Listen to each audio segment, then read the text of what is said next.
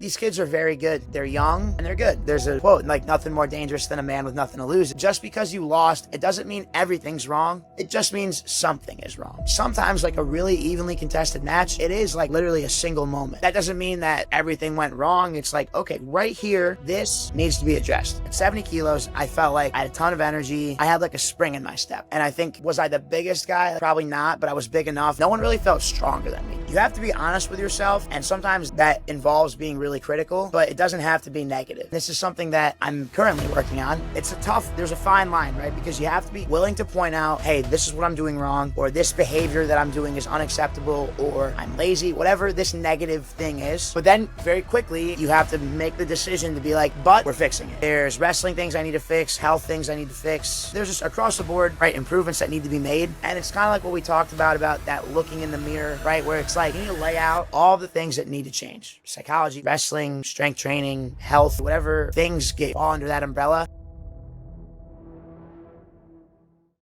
Yianni, how's it going? Welcome back to the show. Yeah, thank you for having me on again. Thank you. Absolutely. Yeah, so talk about, you were just at practice now? So I actually, this is a funny story, but there's a camp in Idaho. It's actually in Ridge Levitt's high school, but I guess the original 3 clinicians were supposed to be Ridge one day, Bo Bartlett another day, and Carter Strachey a third day, and then there's this whole confusing situation. So they called me Thursday night. We're like, hey, can you come to camp on Sunday? And I was like, Sunday? I mean, and there was a little back and forth, but ultimately it kind of just felt like the right thing to do. So I went and taught camp, and then took a red eye back and just got home. You're a machine. That's what it comes down to. Thank you. But it's also, I'm sure you get the call because, you're a reliable guy, a guy people know that everyone likes, big name in the sport for a while, and doing the right things, right? The consistency, and that consistency pays off. I guess, talk about the camp. How did it go? What are some of the things you did with the kids? Yeah, it was great. A lot of times when I teach, people like to see a little bit of the scrambling stuff that I show, right? So all that like crackdown cradle, single leg defense kind of stuff. It's cool. I really enjoy it because it forces me to kind of think about what I'm doing a lot of times. And it's cool. You see the wheels turning, right? I mean, I can go to a camp and teach like really fine details of a high crotch, and that's valuable to do. But it's also valuable to expose the kids to something maybe they've never seen before and really force them to, innovate a little bit, right? And it's not like they're making it up, but they're kind of rewriting against things that maybe they've known for a long time. Yeah, talk about that, how doing a camp, and we've heard this many times, right? I know I felt this too back when I was competing, that when you're running a camp, you kind of like learn it better because you have to teach it to someone else. So you have to stop and think. Talk about that process for you, how that helps you. Yeah, there's this kind of back and forth exchange of like, well, yeah, I know this is how it works, but what am I actually doing? Right? Because like there's the way that the move is taught, and then kind of the way the move is executed, right? Because when you teach a move, you teach it to go perfectly, but a lot of times there's these little adjustments and details that you've learned just from competing at a high level that you've added to a move because it's like, well, I always did this, and then the guy would come back and do this, and then I'd come back and do this. And then the move kind of evolves as you improve, right? So teaching, it's like, I know how the move was when I learned it, but how have I changed it, since the last time I really broke it down? Now, have you ever watched it after that and said, wait a minute, that's not exactly how I do it? I say this because I remember John Smith talking about this, his low single leg, right? And he would say, don't shoot with 2 hands. One hand, you have a post hand. I always hear that story. But one thing is, he's always shooting I always see him get it with 2 hands, or a lot of times. He always shot like that.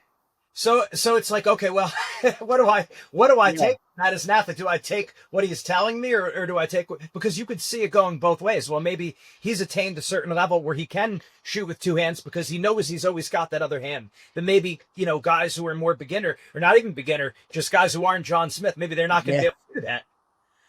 Yeah, and that's where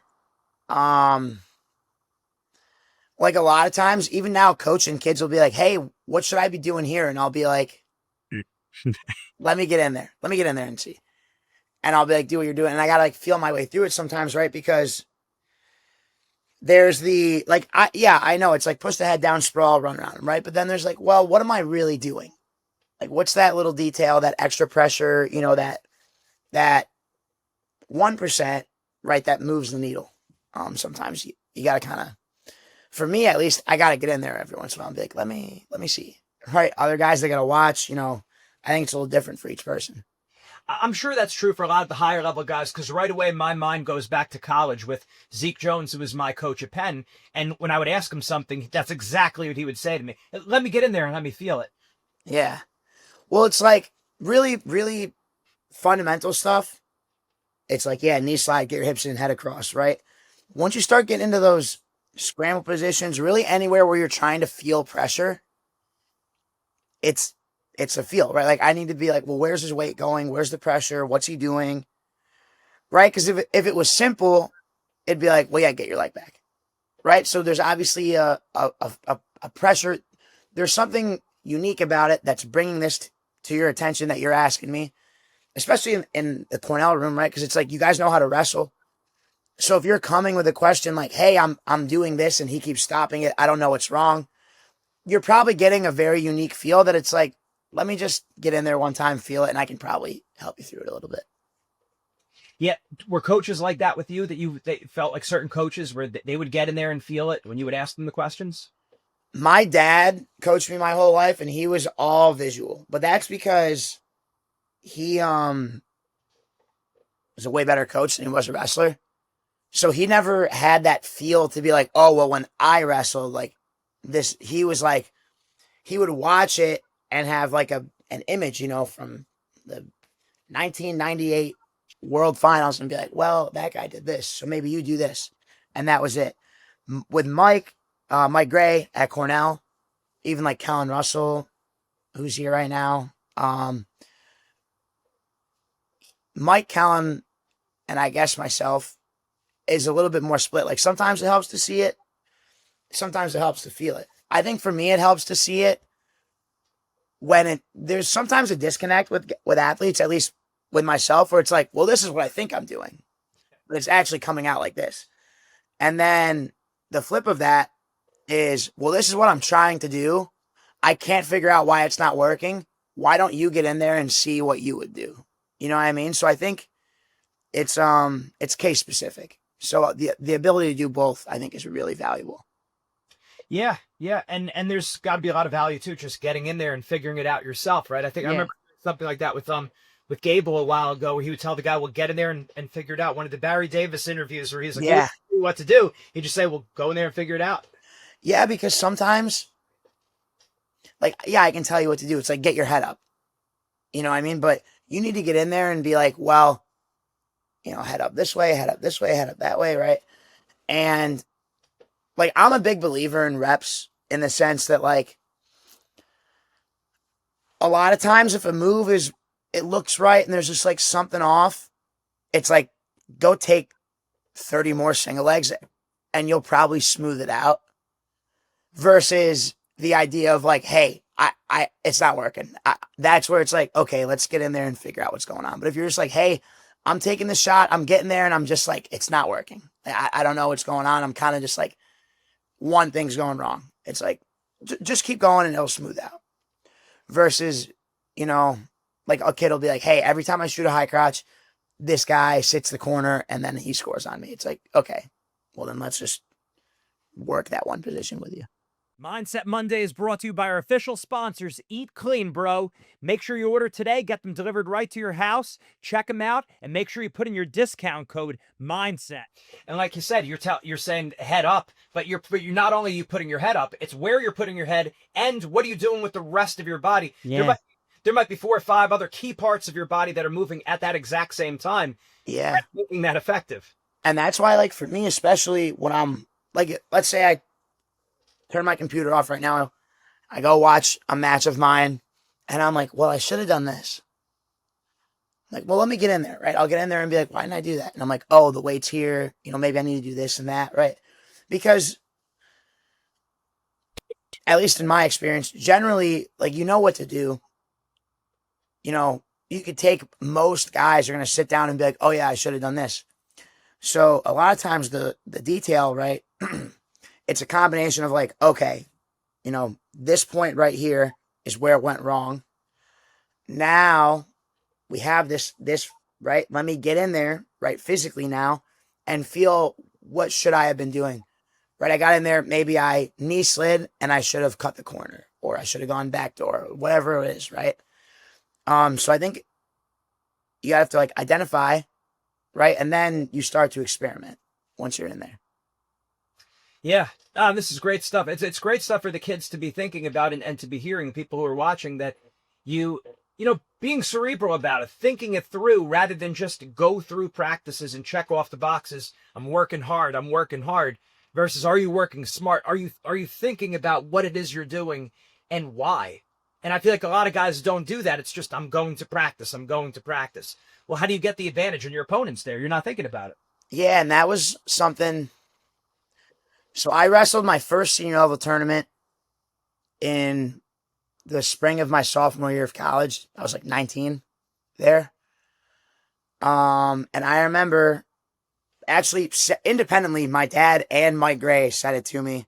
Like, my dad had called me and Mike had said it to me in practice. I don't know if they had talked about it or if they were just like, this is the next step. But they're like, hey, now that you're wrestling at this like next level up, like, you need to play an active role. Like, a lot for me, especially. I mean, now I'm one of those guys, but when I was in college, like, hey, like, these guys are professional athletes. Like, they're taking their training into their own hands. They're not just showing up to practice.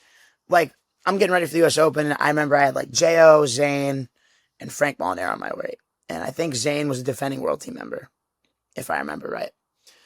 It was like, you think Zane's just like showing up to practice, hitting a drill and going home? Like, he's probably actively working on things. He's probably staying after for 10 minutes, grabbing a coach to be like, you know, let me spend 10 minutes doing this. They're like, you need to do that. And I was doing it a little bit, but it just was like, this needs to become a habit for you, right? Where it's like, just spend 10 minutes, 15 minutes, like, working on something. Or like, if you're in practice and we're just drilling single legs, it's like, give yourself a clear purpose other than just like hit the sweep, right? It's like, let me really focus on my head position because that's where I need to improve. Let me focus on my timing, or, you know, where I'm putting my feet, right? Whatever it is. Where you don't have to slow the pace down, right? We can still go really hard and keep you moving. But it just, for as much physical effort, there has to be mental effort too. And would you have the guy do that right before? Were you doing that right before practice, or was it maybe the night before? I mean, what usually worked for you, and what would you recommend for guys to do to plan out how they're going to approach the practice, questions they might ask, things like that? So it's parabolic, right? So you can think too much and make yourself crazy, which I've done. And you can think not enough and maybe not optimize what you're doing. So kind of what makes sense to me, what I've found to be successful, what I think is helpful for the guys in the room. It's like, you come in, the first practice of the week, you're coming in, right? Let's say hypothetically is your first practice. Come in and wrestle. You leave practice and you're like, hey coach, this went wrong. Or you're like, coach, what went wrong? Maybe you don't know. Your coach is like, you're single leg. Let's just say. It's like, all right, well, let's stay after for 10 minutes and fix like one thing about my single leg. Let's say we decide, all right, we want to fix your timing. You know, you're missing your timing. So you're just going to drill single legs for 10 minutes, get your timing right. Then you come back in on Tuesday. Now it's like, okay, focus on your timing. Now your timing's really good. Let's say hypothetically you fixed it in one day. Come back, you're like, well, hey, I'm still having a hard time with this. It's like, all right, well, we fixed your timing. Now it looks like you're getting to the leg, but your head's down. So let's work on pivot and get your head in. And I think you can see where I'm going with this, right? But it's like, and this way you don't have to like be consumed by it. You don't have to spend all day like thinking about what to do. It's like, address the problem while it's fresh. Have a plan. Like, all right, this is what I should have been doing. Then when you come in, reinforce the good habit. And just keep rolling that mentality. And it seems like now is like a golden opportunity in the off season for a lot of guys to try to figure out what works for them. Because like you said, ultimately it's got to be individualized. It's got to work for you. But there's some guys who are maybe overly planning and there's guys who are under planning, which is like in a similar way, like training. Sometimes you're going really hard. Other times you're dogging it. Like you have to, like, you can't talk about overtraining until you first bring it to that line. Yeah. You know what I mean? And then it's like, all right, well, we're starting to overtrain. We got to start pulling it back and train smart.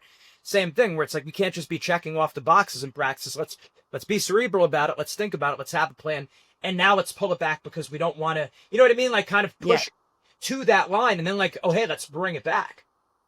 You got to be able to be honest with yourself, and you can't have, I don't know how to word this. You have to be honest with yourself, and sometimes that involves being really critical, but it doesn't have to be negative, right? And this is something that I'm currently working on. There's a fine line, right? Because you have to be willing to point out, hey, this is what I'm doing wrong, or this behavior that I'm doing is unacceptable, or I'm lazy, whatever this negative thing is. But then very quickly, you have to make the decision to be like, but we're fixing it. Instead of being like, oh, I'm so lazy, I'm so dumb, like this, right? Internalizing it. Yeah. You can make yourself crazy. It's like, in your example, it's like, I need to work harder at practice. I don't need to beat myself up about it, but tomorrow I'm going to work like a dog. And then the day after that, and the day after that, and the day after that, right? And then that same kid who decided he was lazy, maybe in 8 months is going to be like back looking in the mirror, like, dude, I'm running myself into the dirt. Why don't I talk to my coach and let's see if we can reel it in or something? And what's important is you might talk to your coach and he might be like, no, this is what you're supposed to be doing. That's what a coach is for, right? Because we have ideas, but they're the one with the plan. They're the one watching, right? It's that situation. Like, I know what I think I'm doing, but they see what I'm actually doing. So having that like combination of really brutal honesty and then trying to address it instead of just like attacking it. And then, you have a coach, a parent, mentor, training partner who can kind of keep you honest and make sure that you're not just like wheels are turning in the wrong direction kind of situation. Yeah, that's awesome. It takes a lot of self-awareness, having coaches that you trust, right? And thinking about it, not just grinding. Like, yes, the grind is important, but thinking about it, why am I doing it? And what am I looking to do to really maximize things, which is highly personal, right? Like each person is going to be a little bit different and is going to need something slightly different. Yeah. And we have that here. Even like, so right now at Cornell, we have 3 senior level guys, right? Me, Vito, Dave McFadden. There are some days where Vito's practice looks completely different than mine and David's. Like, they're all different. Our lifting plans are all different. Our conditionings are relatively different, right? And it's not like it's different, like, oh, Vito's working harder or Dave's working harder. It's just like, well, this is what Vito needs. Like, this is what we've figured out makes him successful, and this is what we figured out makes Dave successful. Or hey, like Dave, like he was injured for this spring. It's like, all right, well, Dave's hurt. So we're going to work our plan around getting him healthy. And, maybe while he's hurt, let's fix some technical stuff because he's off the mat. He's not going crazy hard, right? And then, hey, this is what we do with Yianni. Like, he wants to do X, Y, and Z because that's what's going to make him wrestle well. Right? And what's important about this, right? Because people are going to listen to this. Like, when I was 10, it wasn't like that. I came to practice. I did what everyone did. I did a little extra and went home. Because we're, 26, I think Dave's 28 years old. We've been doing it for 20 years. There's a level of expertise that we've acquired in the sense, like, I know when I'm wrestling well and when I'm not. Also, because of our age, there's injuries and just like a longevity aspect of like, hey, I need to take care of myself and I need to get the most out of my training. I need to train really hard. Where it's like there's a middle, right? I got to take care of myself, but I need to push it really, really hard. So it's like everyone's version of that is different. Okay, you learn it more and more over time. Yeah. Talk about now going into the U.S. Open and going up a weight class, being right. I mean, I guess closer to your natural weight, right? Did you feel like that was an advantage? Yeah, I felt really good. I mean, being at 65, a lot of times it was trying to just like get through matches, just because it was like I never really would recover fully. Um, so it was a lot of like relying on my counter offense and just like holding position, not out of fear or like it's not like I was afraid to get tired. It was just like I didn't have the energy necessarily. At 70 kilos, I felt like I had a ton of energy. I had like a spring in my step, you know? And I think, you know, was I the biggest guy? Like probably not, but I was big enough. No one really felt stronger than me. James Green felt very strong. But other than that, like I actually felt pretty strong at the weight. So it felt like a really healthy weight for me. Obviously at the Open, there's a big question mark because I've actually never wrestled that heavy before. It's the heaviest I've ever wrestled. So it's kind of like, well, what's this going to be like, you know? But it went pretty well. Yeah. I mean, I feel like you look different and better, a lot better. And thinking back from Olympic trials to now, like I think it looks 100% better. And not great at that way too, but I mean, even like now you're able to use your horsepower because you have the go in you. But it's if you're down too low, sometimes it's hard. And a lot of guys are always thinking, I got to get down. Not necessarily. Yeah, kind of like the philosophy I've adopted is like, you want to be good on your diet, right? It's important to have a good diet because that's the easiest way to get weight off without inhibiting your performance, right? You pull a bunch of water, like you're going to feel it. If you're crazy strict and lean, like you'll be okay. It doesn't really, if anything, it can enhance your performance, right? Because you got a little less fat, a little lighter on your feet. And then from there, it's like, what's the next weight down? You know, so it's like, hey, I'm crazy lean. When I'm good on my diet, 160, 70 kilos, 154, right? Instead of like skipping a weight, now it's like, man, I'm pretty lean. I'm 15 over. Like, this is going to be hard. Yeah. You know? And not just for me, but anybody, right? Like Vito made the decision to go 61. Even like on the Cornell team, we've had guys changing weights. Like Meyer Shapiro, his freshman year, he only weighed like 162. Like he could have gone 49, but it was just like, I don't know, you want to cut 13 every week? And right, he took third and maybe he's sitting there like, oh, maybe I would have won. But it's like, yeah, maybe you would have won, but maybe you would have been crazy sucked out and underperformed for that reason, you know? So I think it's like, you want to be at whatever weight you can, it's the lightest weight that you can wrestle really hard at.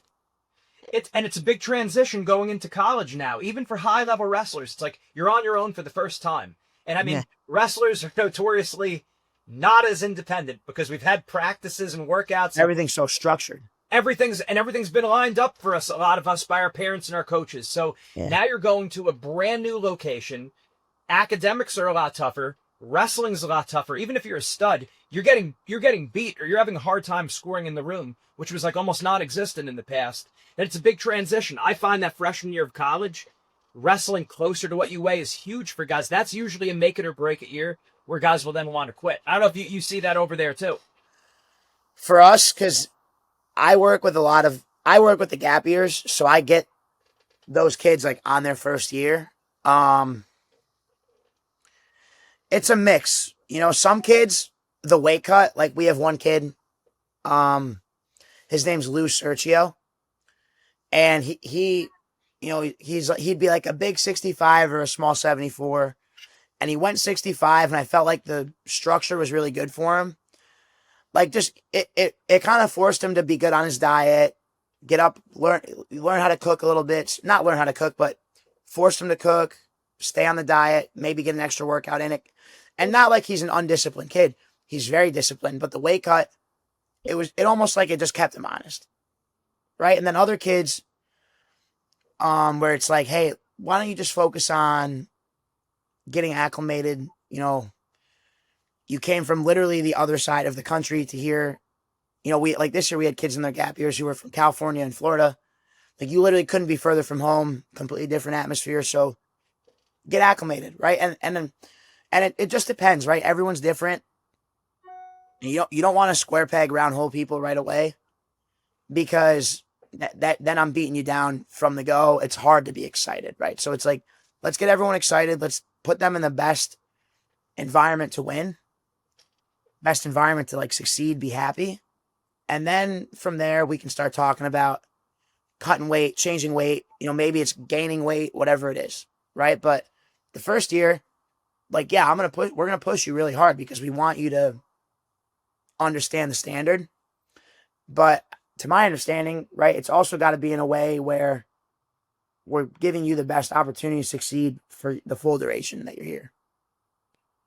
Yeah, there's no cookie cutter answer, but at the same time, the cutting weight is not always the answer. No, it's like what's going to help you, right? Like, and that's the example. Like, some people need to cut weight. Like, I'm a little bit like that. If I just wrestle my natural weight, I'm going to look like I'm wrestling my natural weight.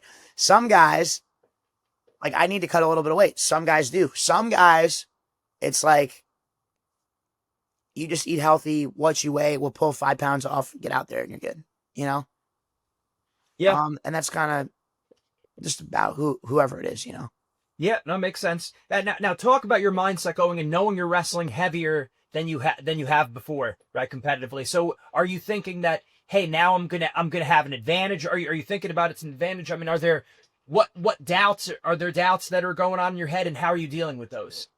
The time is now to take your mindset to the next level with Wrestling Mindset. Make sure you go to our website, wrestlingmindset.com, and sign up for your free trial session today. Don't wait any longer. You want the mental edge right now. When you sign up for the free trial session, you're also going to get a copy of our free ebook, Building the Predator Mindset. This book has helped thousands of people build confidence, relax under pressure, get motivated, and build mental toughness in wrestling, school, and life. Make sure you sign up for your free trial session. I think the biggest thing, ironically, was more about my training than the actual competition. I was like, man, I feel like I'm getting a lot better. I feel like I'm wrestling really hard at practice. Like, it was very refreshing, right? Because I feel like a lot of my time that in the past may have been dedicated to getting extra cardio workouts or getting in the sauna a little bit more, I ended up becoming that 10-minute window of like, let's fix something. Or like, man, I feel really good. I'm going to do an extra live go today, because I have a little more juice in the tank. So changing weights, obviously you can adopt the mentality of like, well, everyone's bigger. But for me, it was like, man, I'm improving in such a way. Like, I'm training so much harder. This is a good thing, especially when the other option is like, oh, well, hey, if you don't like it, you can go cut a bunch of weight again. It's like, no, I'm good. I'm good. And that's not to say that in 2028, maybe I have to figure it out and go back down. Like, it's one of those things, like Mike Gray makes a joke. That's future Yianni's problem. Right now, let's just focus on the immediate task at hand. The big picture is always like right out of frame right here. It's like right there, but let's just stay focused on the 1 month, 6 month, 1 year kind of goals compared to like the 4-year one. Right. So you're feeling pretty good going into the U.S. Open and everything. Yeah. And then after feeling good, hey, I could obviously we knew you could compete it that way. You knew you could compete it that way, but now actually seeing it like concretely.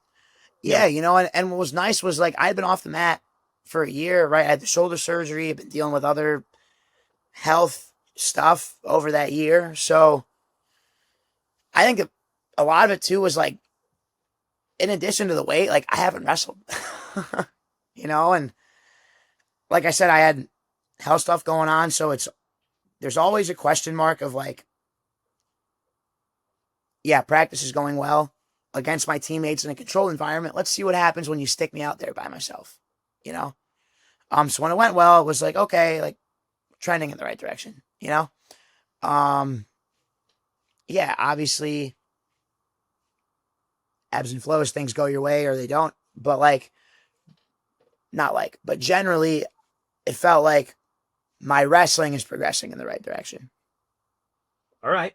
And now then going into Final X, what's your mindset going into there? How you feeling coming back to Newark? Obviously you wrestled there before. Didn't go exactly as planned there, right?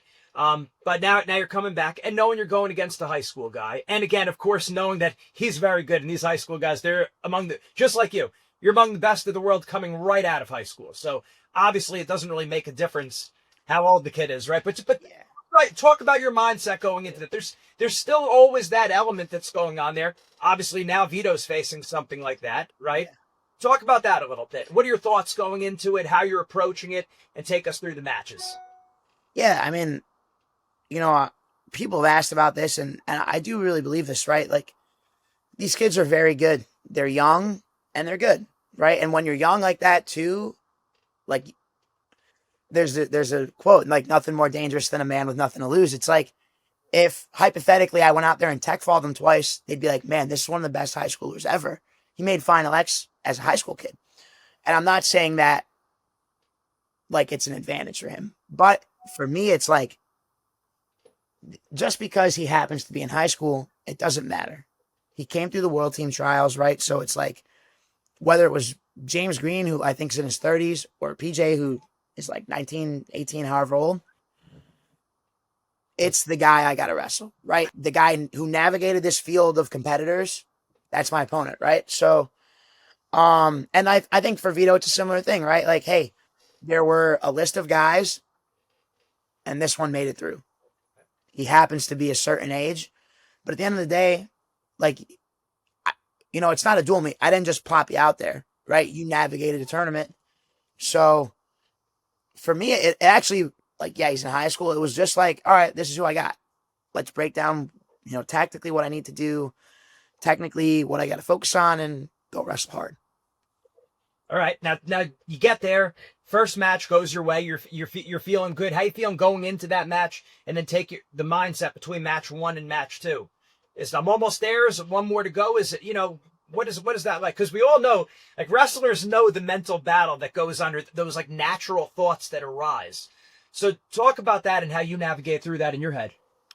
Yeah, so I mean, similar to any time you wrestle someone for the first time, going into match 1, it's like, let's see how it goes. I know what I want to do. I'm going to go wrestle hard, right? I'm going to be physical, X, Y, and Z.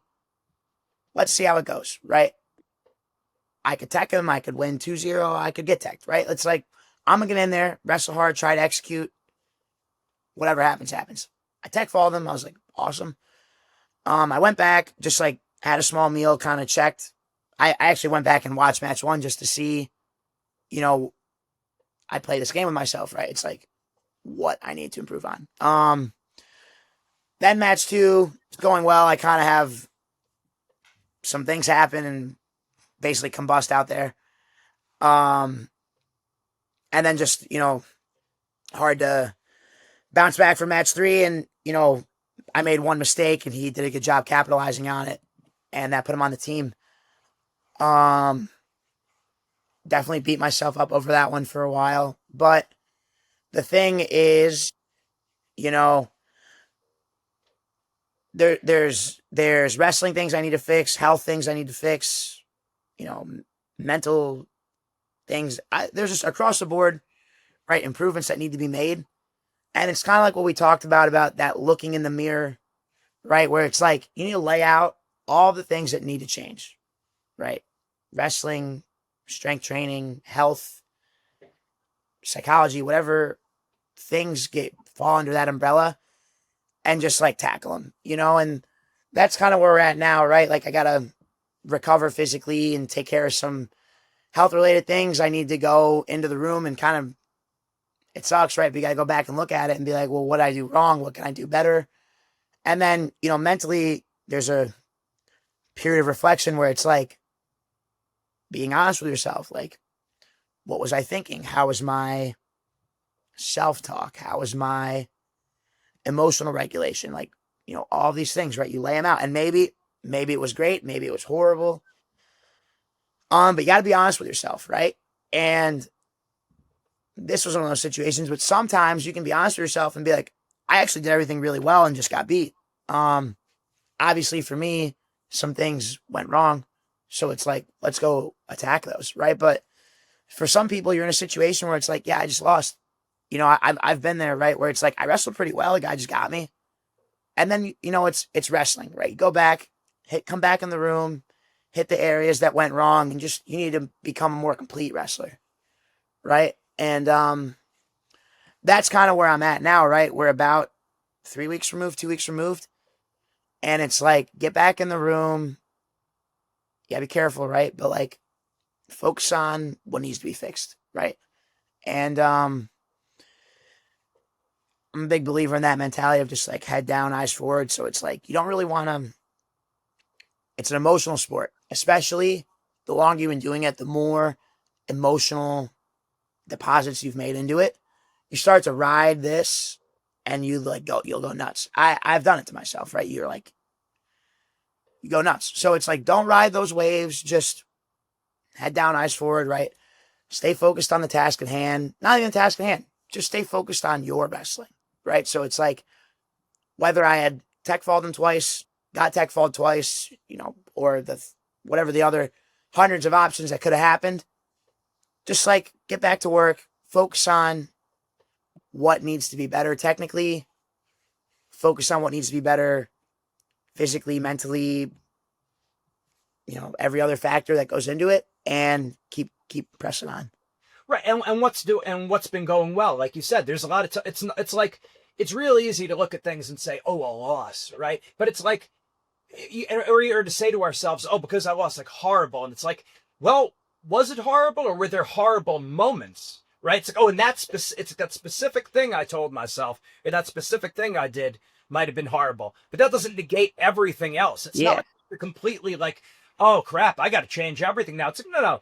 In that moment, I might need to make a big change in that specific moment, whether it be technically or mentally, those kind of things. But it's not like everything was wildly off. And we all know, well, anyone who's wrestled at any kind of high level knows that, you know, a small change could have a huge impact. Yeah. And, you know, things snowball, right? And not only do they snowball, right, but because there's so many factors that affect the outcome of a match, you can do 7 things well and one thing so poorly that it undoes the other 7, or you can do one thing so good that some other things maybe fall to the wayside and you figure it out, but that doesn't mean you can't ignore them, right? But just because you lost, it doesn't mean everything's wrong. No. It just means something is wrong. So, and the answer might just be like, I'm not good enough and I need to get better. Or it could be any of the things that you could possibly list out that affect the outcome of a match, right? I'm a big believer in like attacking the technique first. So I'm always going to look at my wrestling, obviously, but there's a lot of things, right? I mean, if you sit down for 5 minutes and think about all the things that determine how you will wrestle in a match, there's a lot. Yeah. So more likely than not, some of them went well, you know, like, oh, and some of them didn't, right? And you just, that's part of that like mirror conversation, is the same way you have to beat yourself up when things are going well to stay on top of it. You have to be willing to acknowledge which things did go well when you're down, because it's like, you want to just hammer the negative, but you need to be like, well, these things are good. Let's keep them. Let's not change what's broken, or let's not change what isn't broken. Let's focus on what needs to be fixed. And that's that outcome, because a lot of times we'll think if I'm winning, things are going well. Not necessarily. There might have been a lot of things that were done suboptimally. Yeah, you just figured it out. A little thing would have changed. I could have lost because of that, but these things carried me through. And at the same time, a loss doesn't mean everything was off. It just might have been, hey, these little things, but these other things could have been well. That's what I often say. It's like, it's not, and we're not taking anything away from anyone, but it's like, not the best wrestler doesn't always win. And sometimes even the wrestler who wrestles the best match doesn't always win. It might be those specific moments, whether it was physically or mentally or a combination of both. That changes everything. Yeah. Right? So it's like, it's nuts. A match is only 6 minutes. And especially as you rise in level, like one moment is very significant, You know, you can watch and remove my matches, right? You could watch the NCAA finals, the world championships, Final X. If you laid out 10 matches that were like 1 point matches, let's say close matches, you can a lot of times be like, right there, Right. it shifted. Right. Right. And sometimes, like a really evenly contested match, it is like literally a single moment, you know? And that doesn't mean that everything went wrong. It's like, okay, right here, this needs to be addressed. From now until Fargo, our partners, Champion Athlete Wrestler Nutrition, the premier weight management program for wrestlers, will be offering a special Fargo nutrition program for only $350. That's $160 saving. Visit their website, champion-athletes.com, or call 800-324-1447 today. Right. Did you feel like that happened at any point during the match, or like match 2? It seemed like there was a second where you didn't come up. And it was like, I don't know, maybe you thought something there in that moment. Did you feel like it was anything like that? Yeah, I mean, there's a combination of physical stuff and mental stuff going on, for sure. The biggest thing, right, that I think the mistake I made was when you're experiencing the physical, you got to do your best to, like, reset. We talked about a lot, reset. And I kind of just, like, jumped back in there.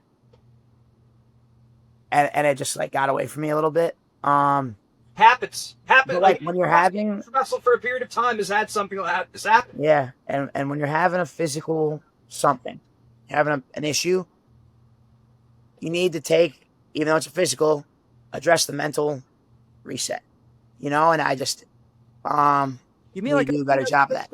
Physical, you mean like a technical thing isn't working, or maybe my body isn't feeling exactly the way I want it to feel? Like you're it's like, you know, it's technical, right? You made a mistake.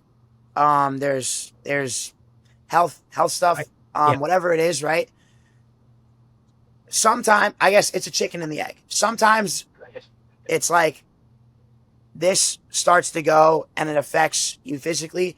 Sometimes you feel something physical and it affects this, but they whichever comes first, the mind can control the body. You just need to literally take a conscious moment to be like, stop.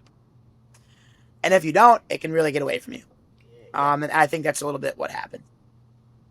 No, that's important. That's helpful saying that, because again, we've all experienced stuff like this before, and it's a good reinforcement for all of us that we have to make sure that in those moments we have a plan. Not that you didn't have a plan, but it could, like you said, it could just anything that's quickly. When you're having certain issues, you have to and sometimes it's like you're not going to stop it, so you gotta just deal with it, right? You know, certain things, it's like, take a different example, but like you hurt your shoulder, you can't mentally uninjure your shoulder, but you can be like, okay, it's okay, let's figure it out, work with whatever we got here, right? So I guess that's the other thing that is important to understand is like when we talk about addressing the mental, it's not like you're going to be like, it's okay, I'm okay. It's more like, okay, this is wrong, but I'll figure it out. You know, it's a little bit more realistic. It's a realistic understanding, right? Like you're not going to be like, oh, my ankle hurts, I'm going to think it away.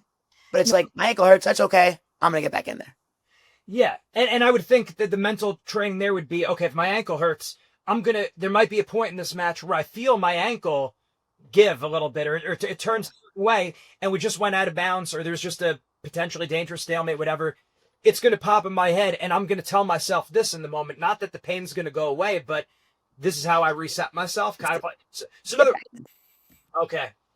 Yeah, that's a good way. That's a good way of putting it, Yianni, and that's something I think like we as a program could increase with that, because I have situations laid out for wrestlers like, okay, referee makes a bad call, you know, your opponent's stalling, like these are external situations that could happen, but also thinking about what are internal things that might be going on, like acute things right now, whether it's being sick or banged up, and saying, okay, I might think about that, and in that moment I'm going to tell myself this. rather than letting it spiral. Yeah, I mean, it's like we were saying, there's so many factors. Right. Most of them, some you can control and some you can't. The ones you can't control, and that's like really what we're talking about, is like, hey, I'm experiencing this symptom. Right. It's not going to go away. It's going to affect how you wrestle, for sure. You have to deal with it. However you're going to do that, you have to be able to. If you can't, anything will get away from you, right? Even if it wasn't a match, but like you're experiencing this like external factor. If you can't process it and you can't figure out a way to work around it, like, yeah, it's going to be hard, and that's where a lot of that stuff is really important. Yeah, that's huge. No, that's great stuff, Yianni, and really helpful for anyone who's listening to like how to be thinking about this, because again, this is common. This happens frequently in the sport of wrestling or in life. So having a plan that, like you said, really goes a long way. So what does the future look like? What are your plans for the upcoming months? Yeah, so right now it's just like recovering, coaching, training. I'm on the mat, right? But it's more just taking care of my body, right? Addressing some of these things I got going on, and then I'd like to compete this summer. There's something kind of getting worked out that hopefully we'll have figured out and sorted out soon. And then get back on the horse. I'm going to stay at 70 kilos for sure. I think that was the right decision doing that. And again, that's another one, right? You can't be like, oh, I shouldn't have gone up, go back down. Like, no, that was the right thing to do. It's just like, go back, evaluate, recover while I'm doing that, evaluate. And then when we hit it hard, really dive back into it. And, just kind of like nose to the grindstone and keep going a little bit. Yeah, because I mean, it really is a crazy sport. It's one of those things with these. The other thing that pops into my head, like the 2 out of 3 matches, right? Well, if the year John Smith won an Olympics, he lost his first match in the 2 out of 3, and then same with Kyle Snyder losing to Varner the first match. Is like if that's the Olympics, that's it. That's it. So it's like, and then meanwhile, it's like you have Olympic champ. It's like, well, so now in everyone's head, it's like, oh, well, he won. It's like, well, if that was a 2 out of 3, that might not, if that was a one single elimination. If that was winner take all, who knows what would have happened? Yeah. Right. And mentally, we look at it totally different, but it was the same thing. It's just the parameters changed a little bit. Yeah. And that's where, like, you don't get a lot of 2 out of 3 situations until you're in Final X. Like, there's no really tournament there actually isn't a tournament other than Final X that does 2 out of 3. What's important when you're doing those kinds of things is like, it's not realistic, but you need to be like, okay, it's a new guy again. You can't go back and be like, well, he beat me match 1, so I'm going to have to be this. It's like, no. Take what you need to fix, right? So it's like, all right, he beat me match 1. I need to do this, this, and this. Your dialogue needs to just be, I'm going to do this, this, and this. Don't worry about match 1. Go out, wrestle match 2, right? If you win, great. Go out and wrestle match 3. But you can't attach yourself to like, well, we just wrestled 30 minutes ago. It's like, that was the quarters, this is the semis, next is the finals kind of situation. Yeah. I remember in Colot special in He's made a bunch of them.